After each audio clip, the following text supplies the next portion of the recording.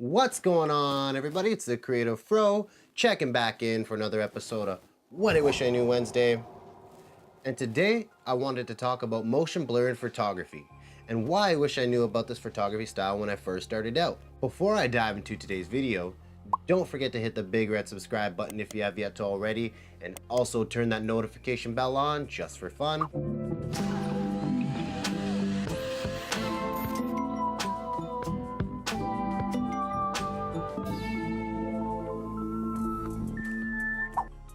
What is motion blur? Motion blur is the apparent streaking of a moving object within a photograph, such as film or animation. It results when the image being recorded changes during the recording of that single exposure. This is due to rapid movement or long exposure. What does motion blur do? Motion blur captures the movement in a still image and can be used to show motion in a photo. The goal is to show speed, motion, and the passing of time. Why should you use motion blur in your photographs? You should really use motion blur to help tell your story. Say you're shooting at a sport event where the athlete is running around on the field or on the court. This can really emphasize the athlete's movement within the game. Motion blur doesn't have to just be for sports or high action-packed events. This can be used when there's subtle movement in a photo too as well.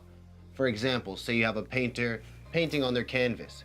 You could take a photo using motion blur to show the brush and the hand moving while the rest of the photo is still. And this is really gonna help the photo come to life and give it a whole new meaning.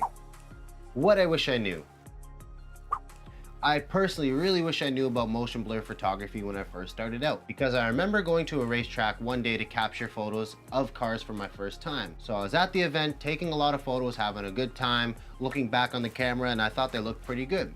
So I went home, edited some of them up, and I wanted to compare the photos I took to other photographers who were at the same event. And there was something in the photos I really didn't understand what was so different, but I was attracted to the other photographers' photos a lot more. Later down the road, I come to find out what motion blur is, and I'm like, Eureka! I wish I would have used that on my own photo shoot, because I could have got these cars looking 10 times better by just adding a little bit of motion blur in that photo. So if you want to learn how to add motion blur into your photographies, join us back here this upcoming Sunday on Fireside Tech, where I'll jump behind the camera and show you how to get motion blur in your photos. This will be a great tutorial to really see what motion blur can do to a photograph and how it gives it a whole new life.